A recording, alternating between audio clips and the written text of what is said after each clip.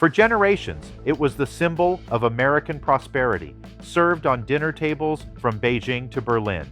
U.S. beef and pork weren't just food. They were a global currency of quality and reliability, the undisputed king of the world's protein market. Then, overnight, the market vanished. Thousands of containers were turned away, creating a $5 billion black hole for American farmers and triggering a crisis that would pit neighbor against neighbor. How did a trade dispute over meat redraw the economic map of North America? To understand the shock of 2025, you must first understand the certainty that preceded it. For decades, the American heartland was the world's steakhouse and smokehouse. U.S. beef and pork dominated global markets, built on a reputation for quality, consistency, and sheer volume. This agricultural supremacy was a cornerstone of American soft power. Within North America, the relationship with Canada was largely symbiotic. While competitive, their systems were deeply integrated, often sharing genetics, feed technology, and processing standards. They were two pillars of a continental protein powerhouse, supplying a hungry world with a predictable and seemingly endless bounty. It was the golden age of the North American farmer, an era of unprecedented growth and stability. But the ground was already shifting. The trade wars of the late 2010s served as a brutal lesson for both producers and importers. China, a key growth market, demonstrated its willingness to use agricultural purchases as a political weapon, imposing sharp retaliatory tariffs on U.S. pork and other goods. This created deep uncertainty for American farmers, who saw their livelihoods become pawns in a high-stakes geopolitical chess match. On the other side of the Pacific, importing nations like China and Japan began to see the risk in over-relying on a single, politically volatile supplier. They quietly started diversifying their sources. Meanwhile, Canada, watching the chaos unfold to its south, began a strategic reinforcement of its own systems. It wasn't a secret plot, but a logical response to a changing world, investing in infrastructure and trade relationships to ensure that when the next storm hit, they wouldn't just survive, they would be ready to seize the opportunity. The fracture didn't happen with a single political declaration, but with 1,000 bureaucratic cuts. Beginning in early 2025 and accelerating into the spring, a nightmare scenario unfolded for the American meat industry. Thousands of shipping containers laden with prime U.S. beef and pork were either flat out rejected upon arrival at Asian ports or held in a costly administrative limbo. The official reasons were vague and varied. Minor discrepancies in paperwork, new sanitary standards, or, most damagingly, a failure to renew export licenses for American processing facilities. By April, China hammered the final nail in the coffin, slapping a punitive 125% tariff on U.S. beef, making it an unaffordable luxury overnight. As reported by Reuters, the move put the licenses of over 1,000 American meat processing plants at risk of cancellation by the summer.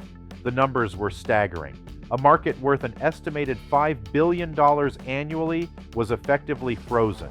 This wasn't a targeted sanction against one company. It was a systemic strangulation of an entire industry's access to its most lucrative growth market. The move was a geopolitical masterstroke cloaked in red tape. It allowed Beijing to inflict maximum economic pain on a key sector of the U.S. economy, a direct blow to the rural heartland, all while maintaining a veneer of plausible deniability by citing technical trade rules. For American farmers and ranchers who had invested for years to meet Asian demand, it was a catastrophic betrayal. The orders didn't just slow down, they vanished. While panic gripped the American Midwest, a different sound was heard across the 49th parallel, the hum of refrigerators and the whir of contract printers. Canada's reaction wasn't one of luck. It was the culmination of years of quiet, strategic preparation. Seeing the instability of their neighbors' trade relations, the Canadian government and industry had begun future-proofing their supply chain. On February 28, 2025, Ottawa had already rolled out a massive 6.5 billion Canadian dollars investment package aimed at bolstering its cold storage capacity and upgrading its refrigerated rail lines from the prairies of Saskatchewan to the ports of Vancouver. This wasn't just about building warehouses, it was about creating a cold corridor, a seamless high-speed bypass around the potential bottlenecks and political risks of the United States. Private industry moved in lockstep. On the vast farms of Manitoba, producers invested in on-site flash freezing facilities, allowing them to load containers directly for Asian markets from the heart of the country, completely avoiding the U.S. border. When the $5 billion vacuum opened up, Canada didn't just step in, they stormed in with a superior logistical system. According to Statistics Canada, the results were immediate. By May 2025, overall Canadian meat product exports surged by 13.1%, driven by a massive influx of pork to Japan and beef to Korea and China. Deals nearly equivalent to the $5 billion lost by the U.S. were snapped up by Canadian producers, whose Maple Leaf brand quickly became the new symbol of reliability and stability in the butcher shops of Seoul and the high-end supermarkets of Tokyo. This dramatic pivot created a painful and immediate stalemate. American meat producers were trapped. With their biggest export market gone, a massive surplus of product flooded the domestic market, crashing the prices they received for their livestock. Yet they couldn't simply pivot to other markets overnight, as those markets were now being aggressively courted and captured by Canada. For the U.S. government, there were no good options. Engage in a protracted and likely fruitless trade negotiation with a defiant China, or watch a cornerstone of its rural economy crumble. For Canada, the challenge was now one of execution. They had won the contracts, but could they scale up production to meet the massive new demand without compromising the quality that was now their biggest selling point? The North American protein market, once a model of integration, had become a zero-sum game. One neighbor's crisis had become the other's historic opportunity, creating a rift that went far deeper than just trade statistics. The consequences of this trade collapse cascaded through the American heartland with brutal efficiency. The pain wasn't just felt on balance sheets, it was felt in communities. On December 2nd, 2024, even before the worst of the crisis, Tyson Foods had already closed its plant in Emporia, Kansas, vaporizing over 800 jobs in a town that depended on it. As the Asian market rejections intensified, this became a harbinger of things to come, with warnings of more closures across the Midwest. The economic fallout spread to adjacent industries. According to a study by Decision Innovation Solutions, the U.S. pork industry is a massive consumer of animal feed.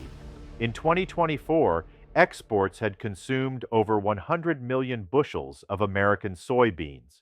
With Asian pork orders slashed, the demand for those soybeans evaporated. Projections showed that losing just half of that demand would not only wipe out the entire profit margin for the 2024 soybean crop, but also create a ripple effect that could slash the value of the U.S. corn crop by a staggering $3 billion.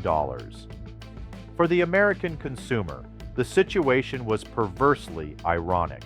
While farmers were going broke from low livestock prices, the cost of meat at the grocery store was exploding. By June 2025, the average price of ground beef hit a record $6.12 per pound, up nearly 12% in a year. Steak prices surged over 8%. It was a perfect storm of supply chain chaos, where disruptions at the export level created scarcity and higher processing costs domestically, squeezing families at the checkout counter. Across the border, the story was one of dizzying opportunity mixed with immense pressure. For Canadian meat producers, it felt like winning the lottery. Phones rang off the hook with buyers from Japan, South Korea, and even China, all desperate to secure a stable supply chain and lock in prices. The 13.1% surge in meat exports reported by Statistics Canada in May was just the beginning. Entire communities in Alberta and Manitoba, the heart of Canada's livestock industry, experienced an economic boom. The government's $6.5 billion infrastructure investment was no longer an abstract policy. It was concrete and steel rising from the ground, creating jobs and tangible optimism. The Maple Leaf brand, once a respectable but second-tier player behind the U.S. behemoth, was now being marketed as the premium mark of quality and, more importantly, reliability. Supermarket aisles in upscale Seoul neighborhoods like Gangnam prominently displayed Canadian pork, and high-end BBQ restaurants in Tokyo that once exclusively featured U.S. prime beef were now advertising Canadian cuts.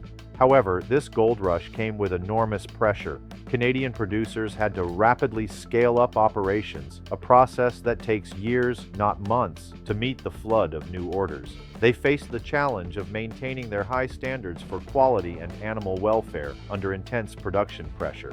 They had captured the market, but holding on to it required flawless execution and a complete rewiring of their business models to focus on a trans-Pacific future.